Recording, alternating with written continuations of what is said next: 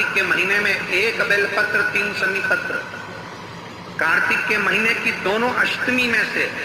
किसी भी अष्टमी पर, चाहे उजाले की हो चाहे अंधेरे की, शुक्ल पक्ष की हो चाहे कृष्ण पक्ष की, 1 बेलपत्र 3 शमी पत्र, आप कभी दिल से, कभी मौका मिले हृदय से, दामोदर मास में, कार्तिक मास में अशोक सुंदरी वाली जगह का स्पर्श कर भगवान शंकर के शिवलिंग पर एक बार समर्पित कर देखना, और दूसरे वर्ष इंतजार। दिन शंकर और पार्वती के मिलन का दिवस हो, और केवल एक माता पार्वती के अकेले मिलन का नहीं, 64 योगनियां तक भगवान शंकर से मिलने के लिए आती है। कहते हैं भगवान के जितने जितने विवाह हुए थे ना, उमा से, सती से, कात्यायनी, कुष्मांडा, चंद्रघंटा, स्कंदा,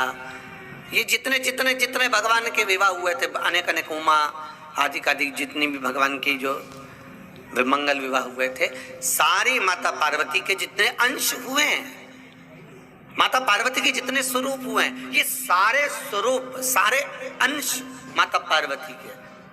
ये सोमवार की अष्टमी के दिन भगवान शंकर के मंदिर में आकर शिव जी के सम्मुख में बैठकर उस जलाधारी के नजदीक में, जहां शंकर जी का शिवलिंग होता है, उस जलाधारी के पास में उस दिन केवल पार्वती जी का हस्त कमल नहीं होता, स्वयं माँ जगत जननी अपने कामन रूप में 64 योगनियां और शक्तियां सारी की सारी आकर उस जलाधारी के पास में विराजमान हो जाती हैं, और शंकर जी पे जो जल चढ़ता है वो देवियां ग्रहण कर कर शिव को अपना आनंद सुख प्रदान करती हैं। इसलिए कहते सोमवार की अष्टमी का महत्व बड़ा है,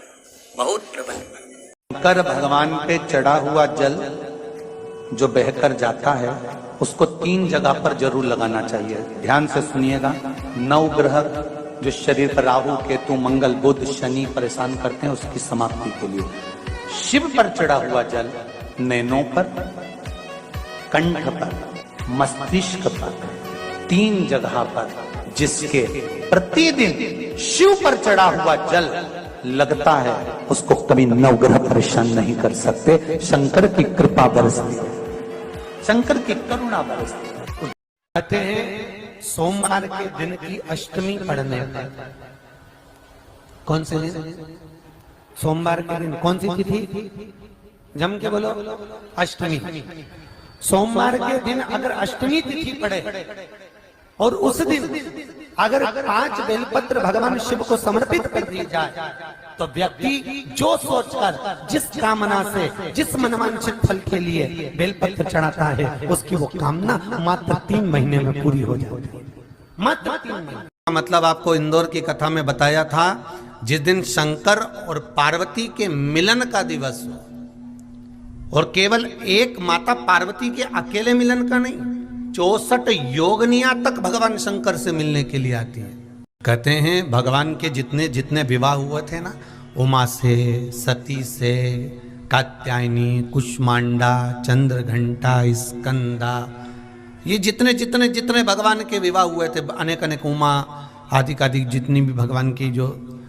मंगल विवाह हुए थे, सारी माता पार्वती के जितने अंश हुए हैं, माता पार्वती के जितने स्वरूप हुए हैं, ये सारे स्वरूप, सारे अंश माता पार्वती के। ये सोमवार की अष्टमी के दिन भगवान शंकर के मंदिर में आकर शिव जी के सम्मुख में बैठकर उस जलाधारी के नजदीक में, जहां शंकर जी का शिवलिंग होता है, उस जलाधारी के पास में उस दिन केवल पार्वती जी का हस्त कमल नहीं होता, स्वयं माँ जगत जननी अपने कामन रूप में 64 योगनियां और शक्तियां सारी की सारी आकर उस जलाधारी के पास में विराजमान हो जाती हैं, और शंकर जी पे जो जल चढ़ता है वो देवियां ग्रहण कर कर शिव को अपना आनंद सुख प्रदान करती हैं। और हम तो कहेंगे, 1 लोटा पानी चढ़ाने से पीछे मत हटना। सोमवार की अष्टमी के दिन शंकर के मंदिर जरूर जाना, बेलपत्र जरूर चढ़ाना, बाबा से विनय जरूर करना, निवेदन करना, बाबा को पूजन करना,